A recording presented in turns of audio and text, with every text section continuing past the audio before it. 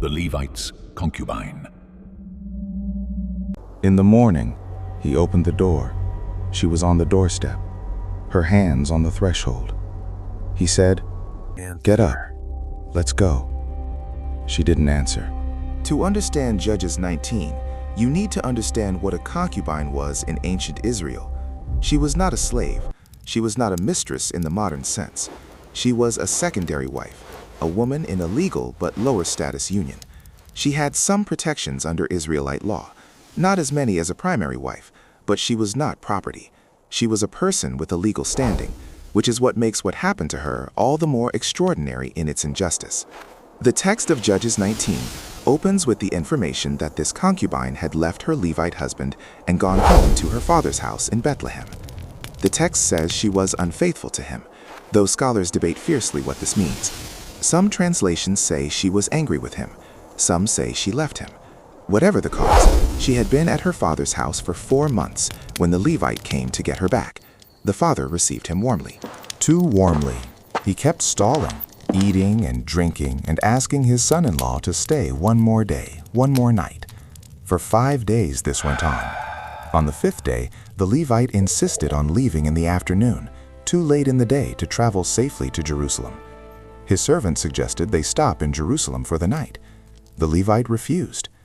Jerusalem at that time was a Jebusite city, a foreign city. He preferred to stop in Gibeah, a Benjaminite city, an Israelite city, his own people. They arrived in Gibeah as the sun went down. They sat in the open square of the city, waiting for someone to offer them hospitality for the night, the ancient obligation of every household. Nobody came. The city of Gibeah passed them in the street, and nobody stopped. Finally, an old man returning from the fields offered them his home. He was not from Gibeah. He was from Ephraim, the same tribe as the Levite, a stranger in a foreign city, offering shelter to strangers. They went inside. They ate and drank. They were safe, or so it seemed. While they were eating, the men of the city surrounded the house. The text uses the phrase, worthless men, a specific Hebrew term that means men who have abandoned God entirely. They pounded on the door. They demanded the old man bring out the Levite so they could know him. The word know in this context is not ambiguous. This is the same word used in Genesis when the men of Sodom demanded Lot's guests.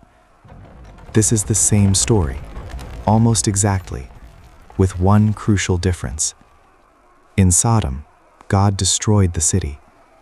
In Gibeah, God stays silent. The men of Gibeah were not foreigners. They were Israelites. They were the people who were supposed to be different. The old man went to the door. He begged. He said, "Do not do this wicked thing. This man is my guest." He offered them his virgin daughter and the Levite's concubine instead. He said, "Do what you will with them." The men outside did not accept. They pressed harder.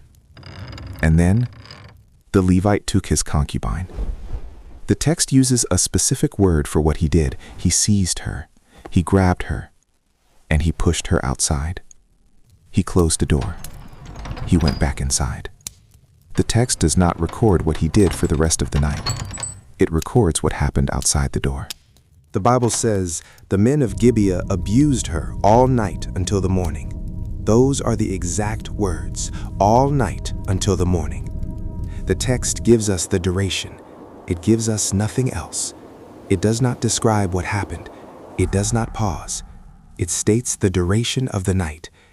And then, at the coming of dawn, it says she came and fell at the door of the man's house, where her master was, until it was light, her hands on the threshold.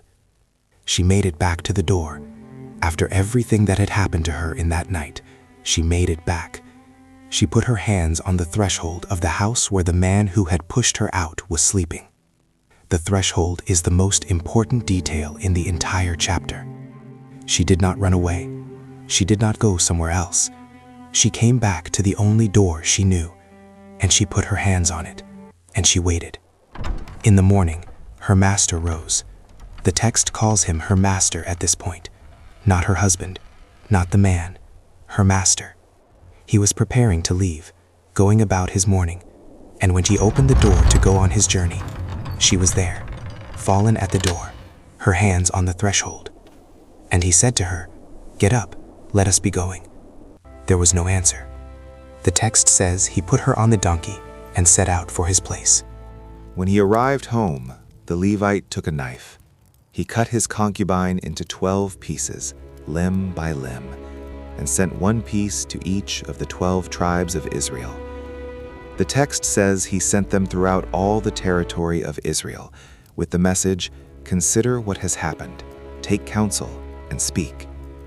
The 12 pieces were not an act of mourning.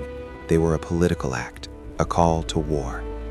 He was using her body after what had been done to her and what he had done to her as a tool, as a message, as leverage. And it worked. All of Israel assembled as one man, from Dan to Beersheba.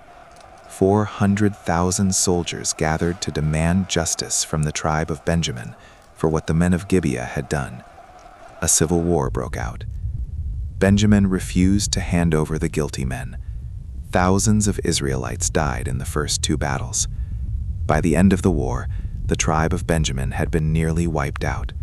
Entire cities burned. Thousands dead. All of this traced back to one night in Gibeah. All of this traceable to one door. When the Levite told his story to the assembled tribes of Israel, he changed it. In his version, the men of Gibeah intended to kill him. In his version, his concubine died as a result of their violence. He does not mention that he pushed her outside. He does not mention the door. He presents himself as a victim and her as collateral damage. The assembled tribes believed him. 400,000 soldiers prepared for war on his behalf, and the Bible records his version of events. And then 4 chapters later, in a completely different context, records what actually happened. The 2 accounts do not match. The Levite lied, and nobody in the Bible ever calls him on it. He is never punished, he is never named. He rides home on his donkey and disappears from the narrative. The civil war he started with her body kills tens of thousands of people. The tribe of Benjamin is nearly erased from Israel, and the Levite is just gone. The last time the Bible mentions him, he is riding away on the animal that the text mentions by name more often than it mentions her. She has no name in Judges 19. The donkey is mentioned, the father's house is mentioned, the old host from Ephraim is mentioned, the 12 tribes are mentioned. She is referred to as the concubine, the woman, and eventually, the body.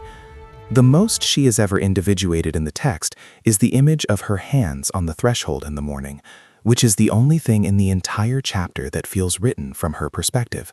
Everything else in the chapter is written from a distance, observational, neutral, detached. That one image, her hands on the threshold, is the only moment where the text seems to notice she is a person. Judges 19 ends with the phrase, "Has such a thing happened before?" It is a rhetorical question meant to convey horror and outrage at the men of Gibeah. But the question can be read another way. Has a woman been pushed out a door by the man who was supposed to protect her, survived the night, made it back to the threshold, and died there before he could be bothered to check? Yes, it has happened before. It happens after. It happens in every age. And the Bible recorded it, without his name, without her name, with her hands on the threshold as the only monument she was ever given. This is Judges 19. This is Bible True Crime, and we are going to find every story like this one.